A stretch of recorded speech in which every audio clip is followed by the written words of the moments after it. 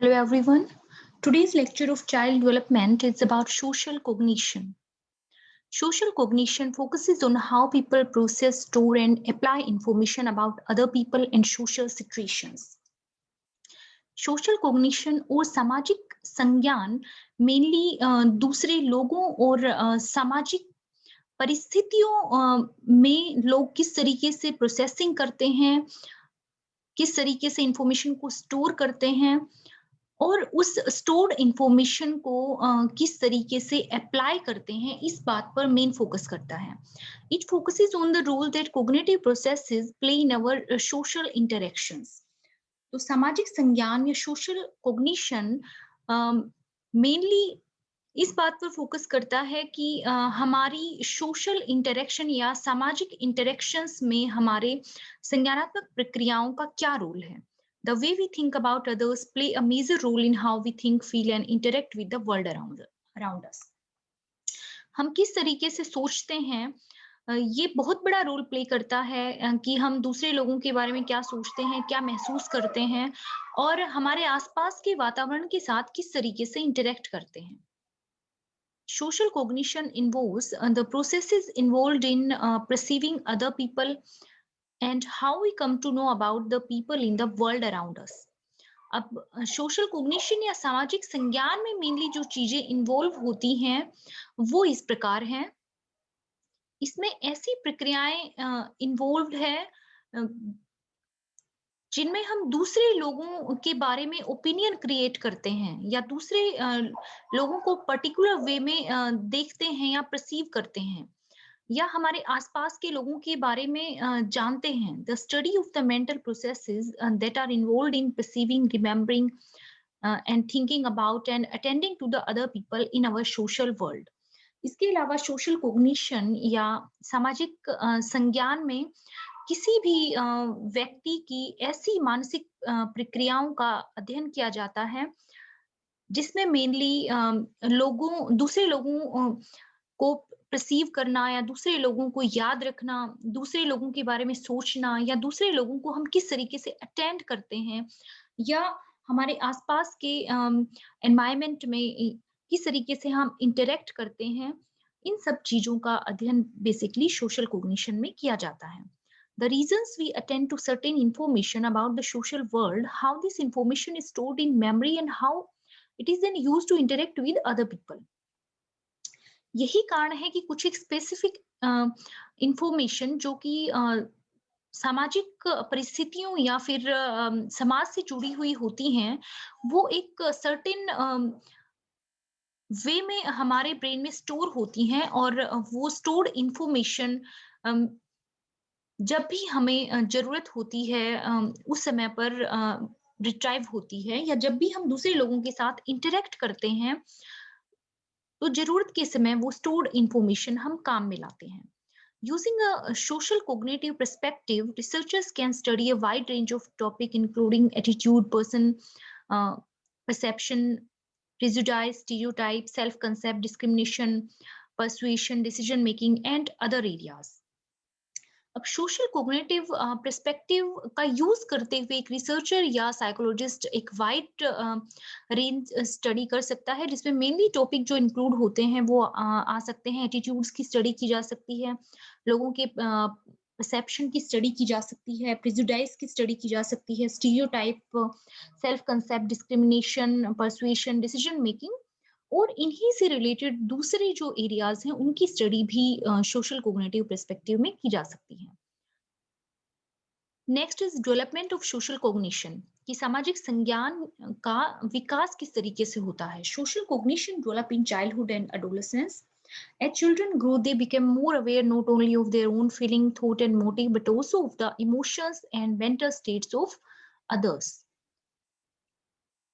Social cognition या सामाजिक संज्ञान जनरली बचपन अवस्था में या किशोरावस्था में डेवलप होता है। जैसे-जैसे बच्चा बड़ा होता है, वो अपनी खुद की फीलिंग्स, विचार और मोटिव्स के बारे में तो अवेयर होता ही होता है। इसके अलावा वो दूसरे लोगों के इमोशंस के बारे में, उनकी मानसिक स्थिति के बारे में और उनके विचारों के बारे में भी धीरे-धीरे अवेयर होता चला जाता है। Children became more adept at understanding how others feel, learning how to respond in social situations, engaging in pro-social behavior, and taking the perspective of others. धीरे धीरे बच्चे एनवायरनमेंट के साथ ज़्यादा अडेप्ट हो जाते हैं, लोगों के साथ जैसे जैसे इंटरेक्ट करते हैं, वो दूसरों की फीलिंग्स को ज़्यादा समझने लग जाते हैं। वो सोशल सिचुएशन में किस तरीके से रिएक्ट करना है या रिस्पोंड करना है, वो सीख जाते हैं।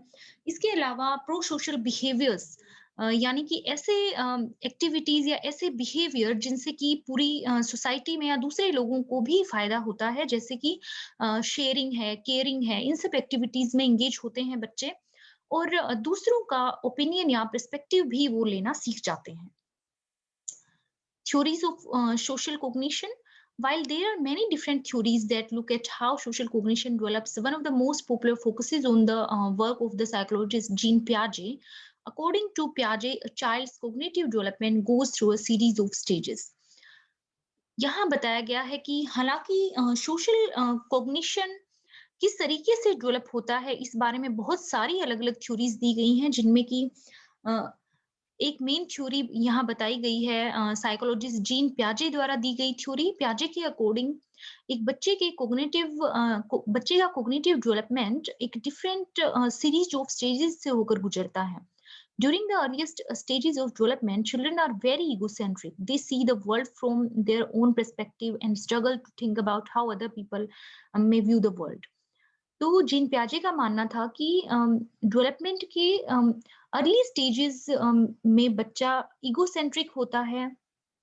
वो वर्ल्ड को सिर्फ अपने पर्सपेक्टिव से देखता है।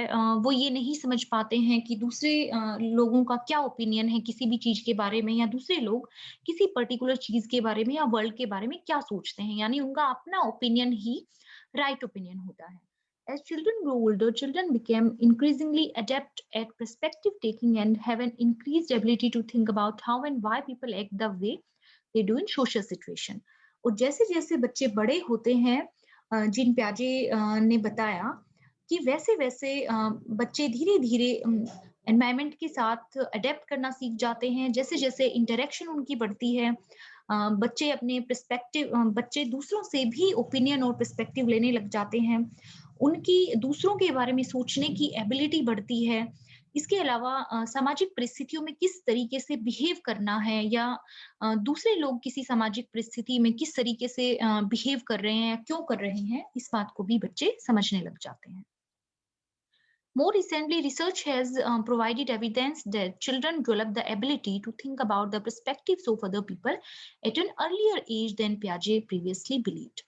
हालांकि अभी रिसेंट रिसर्चेस में इस तरह के एविडेंस पाए गए हैं कि बच्चों में दूसरों के पर्सपेक्टिव या ओपिनियन को समझने की एबिलिटी काफी जल्दी डेवलप हो जाती है, जितनी एज में प्याजे ने बताया था। उससे पहले ही बच्चों में सोशल कॉग्निशन डेवलप होना स्टार्ट हो जाता है। Even young preschoolers exhibit some ability to think about how other people might view a situation. तो अभी रिसेंट रिसर्चेस में पाया गया कि इवन जो प्री स्कूलर होते हैं, प्री स्कूल के जो बच्चे होते हैं, उनमें भी कुछ एक एबिलिटीज ऐसी देखी गई कि वो बच्चे भी दूसरों के ओपिनियन को या फिर किसी एक पर्टिकुलर सिचुएशन में पर्सन किस तरीके से रिएक्ट कर रहा है, उस चीज को समझ पाते हैं। One of the most important development in the early emergence of social cognition is the growth of a theory of mind. अब सोशल कॉग्निशन की अर्ली एमर्जेंस में एक बहुत ही मोस्ट इम्पोर्टेंट डेवलपमेंट हुआ था थ्योरी ऑफ माइंड के रूप में।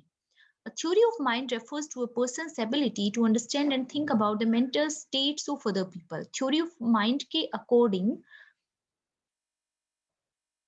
theory of mind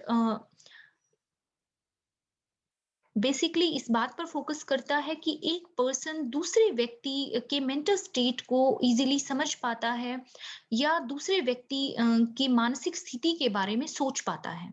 It is the emergence of a theory of mind that is critical to being able to consider the thought, motive, desire, need, feeling and experiences that other people may have. ये theory of mind का emergence ही था कि लोग दूसरे लोगों के विचारों को, उनके मोटिव, डिज़ायर, उनकी इच्छाएँ, फीलिंग या उनके एक्सपीरियंस को समझ पा स को ईज़िली समझ पाते हैं। Being able to think about how these mental states can influence how people act is critical to forming social impression and explaining how and why people do the things they do. अब theory of mind के according हम इस बात को आसानी से समझ पाते हैं कि कोई व्यक्ति किसी पर्टिकुलर परिस्थिति में किस तरीके से बिहेव करेगा, या कोई एक पर्टिकुलर सिचुएशन की वजह से उस व्यक्ति की मानसिक स्थिति क्या हो सकती है, या उसकी मानसिक स्थिति उसके बिहेवियर को किस तरीके से इन्फ्लुएंस कर सकती है। इन सब चीजों को हम थ्योरी ऑफ माइंड के जरिए समझ सकते हैं। यानी कि हमारे माइंड की स्टेट या स्टेट ऑफ माइंड या हमारा मेंटल स्टेट बहुत ज्यादा इफेक्ट डालता है हमारे बिहेवियर के ऊपर, हमारी थिंकिंग के ऊपर, हमारी फीलिंग्स के ऊपर। Social cognitive theory is a learning theory developed by renowned Stanford psychology professor Albert Bandura. अब यहाँ सोशल कोग्निटिव थ्योरी की बात की जा रही है, जो कि Stanford psychology professor Albert Bandura द्वारा डेवलप की गई थी। The theory provide a framework for understanding how people actively shape and are shaped by their environment. Social cognitive theory mainly इस बात पर फोकस करती है कि किस तरीके से लोग अपने बिहेवियर को एक शेप देते हैं, या फिर किस तरीके से एनवायरनमेंट उनके बिहेवियर को इफेक्ट करता है। In particular, the theory details the processes of observation learning and modeling and the influence of self-efficacy on the production of behavior. Social cognitive theory या सामाजिक संज्ञान थ्योरी मेनली ऑब्जर्वेशन लर्निंग के ऊपर focus करती है, modelling के ऊपर focus करती है, और सेल्फ एफिकेसी का हमारे बिहेवियर के ऊपर क्या प्रभाव पड़ता है इस बात के ऊपर फोकस करती है। नाउ की points of social cognitive theory. सामाजिक संज्ञान थ्योरी में क्या की पॉइंट है उनकी हम बात करते हैं। Social cognitive theory was developed by Stanford psychologist Albert Bandura. Stanford psychologist Albert Bandura द्वारा सोशल कोग्निटिव थ्योरी बनाई गई थी। The theory views people as active agents who both influence and are influenced by their environment. इस theory के according लोगों को एक active agent के रूप में देखा गया है, जो कि खुद भी एनवायरनमेंट से इन्फ्लुएंस होते हैं और एनवायरनमेंट को भी इन्फ्लुएंस करते हैं। A major component of the theory is observation learning, the process of learning desirable and undesirable behavior, desirable and undesirable behavior by observing others, then reproducing learned behavior in order to maximize reward. इस theory का जो main component है वो observational learning के रूप में देखा जाता है। ऑब्जर्वेशन लर्निंग एक ऐसी प्रोसेसिंग है जिसमें पर्सन दूसरों के बिहेवियर को देखकर या ऑब्जर्व करके डिजायरेबल और अनडिजायरेबल बिहेवियर करना सीखता है, और जिस पर्टिकुलर बिहेवियर से उसको रिवॉर्ड मिलता है उस बिहेवियर को वो कंटिन्यू रखता है। Individuals believe in their own self efficacy influences whether or not they will reproduce an observe behaviour. अब यहाँ पर ये एक इंटरेस्टिंग बात है कि वो व्यक्ति दूसरों के बिहेवियर को ऑब्जर्व करके रिप्रोड्यूस करेगा या नहीं करेगा, या उनकी कॉपी करेगा या नहीं करेगा, ये उस व्यक्ति की सेल्फ एफिकेसी के ऊपर भी बहुत ज्यादा डिपेंड करता है। नेक्स्ट है the Bobo doll experiment in social cognitive theory. In the 1960s, Bandura, along with his colleagues, initiated a series of well-known studies on observation learning called the Bobo-Dole experiment. अब social cognitive theory के अंदर ही Albert Bandura ने 1960 में एक experiment किया जिसको बोबो-डोल experiment के नाम से जाना जाता है। In the first of these experiments, preschool children were exposed to an aggressive or non-aggressive adult model to see if they would imitate the model's behavior. Albert Bandura ने अपने कलीग्स के साथ मिलकर ये एक्सपेरिमेंट किए, और सबसे पहले इस एक्सपेरिमेंट में प्री स्कूल चिल्ड्रन को एक एग्रेसिव और एक नॉन एग्रेसिव अडल्ट मॉडल से एक्सपोज कराया गया, यानी उनके सामने एक अडल्ट एग्रेसिव मॉडल और एक नॉन एग्रेसिव मॉडल को रखा गया और ये देखा गया कि वो उसके बिहेवियर की कॉपी करते हैं या नहीं करते। The gender of the model was also varied, with some children observing same sex model and some observing opposite sex model. अब यहाँ पर मॉडल्स का जो जेंडर था वो भी डिफरेंट रखा गया।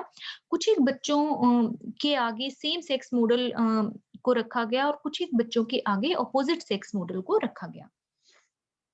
यानी कि कुछ एक सिचुएशन में जो बॉयज थे उनके आगे फीमेल मॉडल को रखा गया और कुछ एक सिचुएशन में बॉयज के आगे बॉयज मेल मॉडल को ही रखा गया। In the aggressive condition, the model was verbally and physically aggressive toward an inflated bobo doll in the presence of the child. Aggressive condition में मॉडल बच्चे की प्रेजेंस में बोबो डोल पर वर्बली और फिजिकली एग्रेसिव हो रहा था और बोबो डोल के ऊपर वर्बली और फिजिकली किसी ना किसी रूप में वर्बल एक्शन या फिर फिजिकल एक्शन शो कर रहा था एग्रेशन की वजह से। After exposure to the model, the child was taken to another room to play with the selection of highly attractive toys. अब ये सेम सिचुएशन दिखाने के बाद बच्चे को दूसरे रूम में ले जाया गया जहां पर कुछ बहुत ही अच्छे अच्छे अट्रैक्टिव खिलौने उस रूम में बच्चे के सामने रखे गए। To frustrate participant, the child's play was stopped after about 2 minute. अब वहां ये देखा गया कि दूसरे पार्टिसिपेंट्स के साथ जिन बच्चों के सामने एग्रेसिव मॉडल को रखा गया था उन बच्चों ने 2 मिनट के बाद खेलना छोड़ दिया। At that point the child was taken to a third room filled with different toys including a Bobo doll where they were allowed to play for the next 20 minute. इसके बाद बच्चे को तीसरे रूम में ले जाया गया जहां पर और बहुत सारे अलग तरह के खिलौने थे जिनमें बोबो डॉल भी इंक्लूडेड थी और उनको वहां 20 मिनट का खेलने का समय दिया गया। The researcher found that the children in the aggressive condition were much more likely to display verbal and physical aggression, including aggression toward the bobo doll and other forms of aggression. अब researcher ने ये पाया कि वो बच्चे aggression जब उनको गुस्सा दिलाया गया तो उस समय पर वो बच्चे सेम उसी तरीके से वर्बल और फिजिकल एग्रेशन शो कर रहे थे बोबो डॉल्स की तरफ।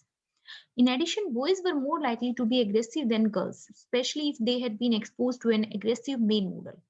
अब यहाँ ये बात भी नोट की गई कि जो बॉयज थे वो गर्ल्स की अपेक्षा ज्यादा एग्रेसिव थे, ज्यादा एग्रेशन शो कर रहे थे और स्पेशली उस समय जब उनके सामने एग्रेसिव मेल मॉडल को रखा गया या एग्रेसिव मेल मॉडल दिखाया गया। A subsequent experiment utilized a similar protocol, but in the case, the aggressive model were not just seen in real life. अब ऐसा ही एक और एक्सपेरिमेंट सेम बिहेवियर या सेम एग्रेशन को दिखाने के लिए ही किया गया, बट इस केस में जो एग्रेसिव मॉडल थे वो रियल नहीं थे। There was also a second group that observed a film of the aggressive model as well as third group that observed a film of an aggressive cartoon character. अब यहाँ पर 3 group लिए गए। एक ग्रुप को real life में aggressive models दिखाए गए। दूसरा जो ग्रुप था उनको एक फिल्म दिखाई गई जिसमें कि एग्रेसिव मॉडल दिखाए जा रहे थे और तीसरा जो ग्रुप था उनको एग्रेसिव कार्टून कैरेक्टर वाली एक फिल्म दिखाई गई। Again the gender of the model was varied and the children were subjected to mild frustration before they were brought to the experiment room to play.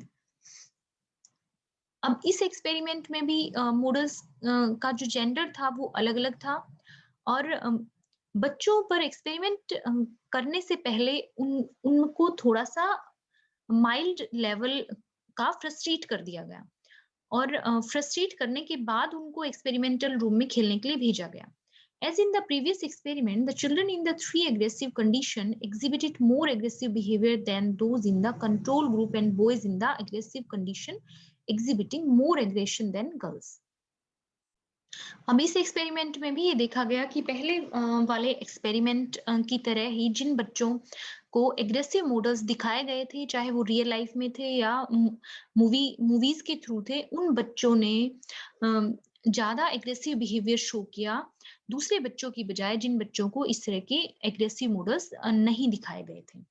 और ये भी देखा गया कि बॉयज ने ज्यादा एग्रेशन शो किया गर्ल्स की बजाय। These studies served as the basis for ideas about observation learning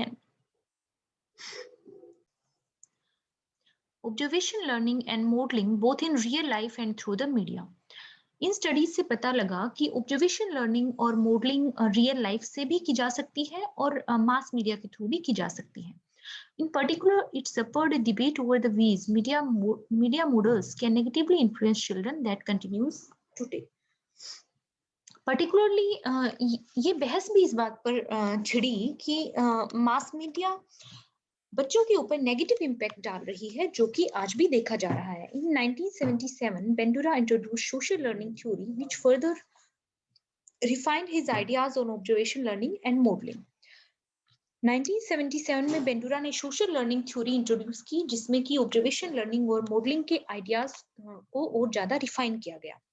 Then in 1986, Bandura renamed his theory social cognitive theory in order to put greater emphasis on the cognitive component of observation learning in the way behavior, cognition, and the environment interact to shape people.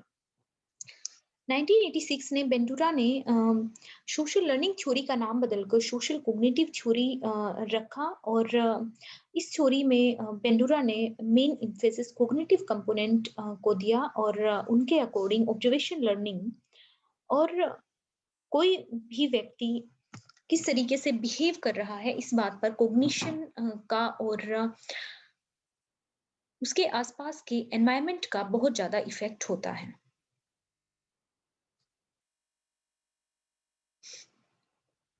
Next है observation learning. A major component of social cognitive theory is observation learning.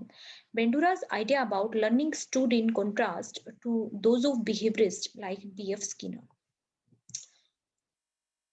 Social cognitive theory का main component observation learning है, और बेंडुरा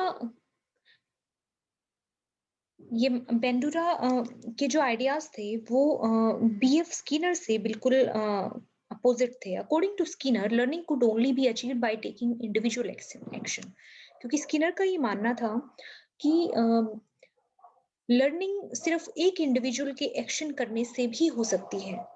However, Bandura claimed that observation learning, through which people observe and imitate models they encounter in their environment, enables people to acquire information much more quickly. हालांकि बेंडुरा का ये मानना था कि observation learning के through लोग दूसरे लोगों को ऑब्जर्व करते हैं, दूसरे लोगों की कॉपी करते हैं, उनको इमिटेट करते हैं और एनवायरनमेंट के साथ इंटरेक्ट करते हैं, और इस तरीके से वो इंफॉर्मेशन को ज्यादा जल्दी एक्वायर करते हैं और ज्यादा जल्दी उनमें लर्निंग होती है। Observation learning occurs through a sequence of 4 processes. Observation learning mainly in 4 प्रक्रियाओं के जरिए होती है। फर्स्ट है अटेंशन प्रोसेस, सेकंड है retention process, third production process and fourth है मोटिवेशनल प्रोसेस। इसको हम ARPM से भी याद रख सकते हैं। फर्स्ट है attentional process, account for the information that is selected for observation in the environment. Attentional process mainly एक ऐसी प्रोसेस है जिसमें कि व्यक्ति एनवायरनमेंट से कुछ एक स्पेसिफिक चीजों को ऑब्जर्वेशन के लिए सिलेक्ट करता है। People might select to observe real life model और model they encounter by media. व्यक्ति अपने आप ही सिलेक्ट कर सकता है कि उसको रियल लाइफ मॉडल की ऑब्जर्वेशन करनी है या फिर उसको मास मीडिया से ऑब्जर्वेशन करनी है। सेकेंड है retention processes. Retention processes involve remembering the observed information so it can be successfully recalled and reconstructed later. Retention process यानी कि processing of process of storage. तो retention process में याद करी हुई इंफॉर्मेशन होती है जिसको कि जरूरत पड़ने पर बाद में आसानी से रिकॉल किया जा सकता है या रिकंस्ट्रक्टेड भी किया जा सकता है। थर्ड है production process. Reconstruct the memories of the observation so what was learned can be applied in appropriate situation. Production process में याद करी हुई चीजों को या मेमोरीज को रिकंस्ट्रक्ट किया जाता है ताकि अप्रोप्रिएट सिचुएशन में उन सीखी गई या याद की गई चीजों का यूज किया जा सके। In many cases, this doesn't mean the observer will replicate the observed action exactly, but that they will modify the behavior to produce a variation that fit the context. बहुत सारे केसेस में देखा जाता है कि व्यक्ति ऑब्जर्व की गई सेम एक्शन को रिपीट नहीं करता है, बल्कि उसमें सिचुएशन या कंडीशन के अकॉर्डिंग थोड़ा सा चेंज करके या उसको मॉडिफाई करके उसका यूज करता है। नेक्स्ट है motivation processes. Determine whether or not an observed behavior is performed based on whether that behavior was observed to result in desired or adverse outcome for the model. अब motivation process एक ऐसी process है जिसमें कि व्यक्ति observe करता है कि जिस मॉडल को वो ऑब्जर्व कर रहा है उसके बिहेवियर का आउटकम किस तरीके का है, वो आउटकम डिजायरेबल है या undesirable है। If an observed behavior was rewarded, the observer will be more motivated to reproduce it later. अगर वो देखता है कि जिसकी वो ऑब्जर्वेशन कर रहा है उस मॉडल का बिहेवियर रिवार्डेड है या डिजायरेबल है, तो उस बिहेवियर को करने के लिए व्यक्ति ज्यादा मोटिवेटेड होता है। However, if a behavior was punished in some way, the observer would be less motivated to reproduce it. हालांकि अगर मॉडल का बिहेवियर पनिशेबल है या उससे उसको किसी तरह का नेगेटिव इम्पैक्ट हो रहा है उस व्यक्ति पर, तो उसको देखकर ऑब्जर्वर उस पर्टिकुलर बिहेवियर को करने के लिए लेस मोटिवेटेड होगा। The social cognition theory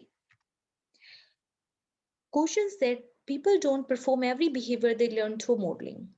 social cognition theory इस बात पर फोकस करती है कि व्यक्ति हर एक बिहेवियर को परफॉर्म नहीं करते हैं, बल्कि सिर्फ उसी बिहेवियर को कॉपी करते हैं जो उनको लगता है कि उस उनके लिए रिवॉर्डिंग होगा। Cultural differences in social cognition. सामाजिक संज्ञान में किस तरीके के कल्चरल डिफरेंसेस देखे जाते हैं या कल्चरल डिफरेंसेस का क्या इम्पैक्ट होता है सामाजिक संज्ञान पर। Social psychologists have also found that there are often important cultural differences in social cognition. अब सामाजिक मनोवैज्ञानिकों ने ये पाया कि सोशल कॉग्निशन में बहुत सारे कल्चरल डिफरेंसेस या सांस्कृतिक विविधताएं भी पाई जाती हैं। When looking at a social situation, any two people may have widely different interpretations.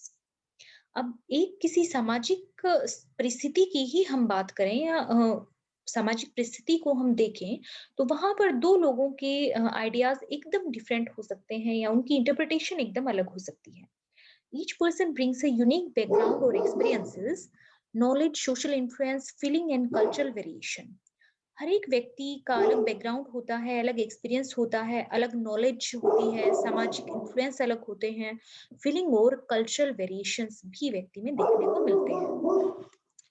Some researchers have found that there are also collective cultural influences that can affect how people interact social situations. कुछ researchers ने ये पाया कि बहुत सारे cultures में collective cultural influences भी देखने को मिलते हैं जो कि लोगों के बिहेवियर को इफेक्ट करते हैं और सोशल सिचुएशन को इंटरप्रेट करने में लोगों की थिंकिंग में डिफरेंस पैदा करते हैं। The same social behavior in one cultural setting may have a very different meaning and interpretation if it was to take place or to be observed in another culture. एक same सामाजिक व्यवहार को एक cultural setting में कुछ और meaning दिया जा सकता है, वहीं किसी एक दूसरे कल्चर में उसी सामाजिक व्यवहार को अलग तरीके से देखा जा सकता है। As people interpret behavior, extract meaning from the interaction, and then act based upon their belief about the situation, they are then further reinforcing and reproducing the cultural norms that influence their social cognition. जैसे जैसे लोग किसी भी व्यक्ति के behaviour को interpret करते हैं, उनके साथ इंटरेक्ट करते हैं और उस इंटरेक्शन से उनके बिहेवियर का कोई ना कोई मीनिंग निकालते हैं, उसके बेस पर ही वो कोई ना कोई रिस्पॉन्स करते हैं या किसी पर्टिकुलर सिचुएशन में बिहेव करते हैं।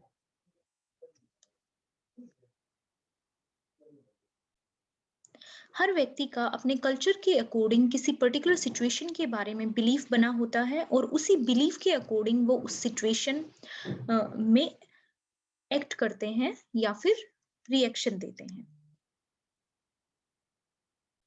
इस प्रकार हम देखते हैं कि कोई भी व्यक्ति अपने कल्चरल नॉर्म्स के अकॉर्डिंग ही किसी भी सिचुएशन को इंटरप्रेट करता है या फिर लोगों के बिहेवियर को जज करता है या फिर रीइंफोर्स करता है और ये उनके सोशल कॉग्निशन का ही इफेक्ट होता है। इस प्रकार हम सोशल कॉग्निशन पर कल्चरल इन्फ्लुएंस साफ तौर पर देख पाते हैं। एंड यहाँ रेफरेंस दिए गए हैं। Thank you.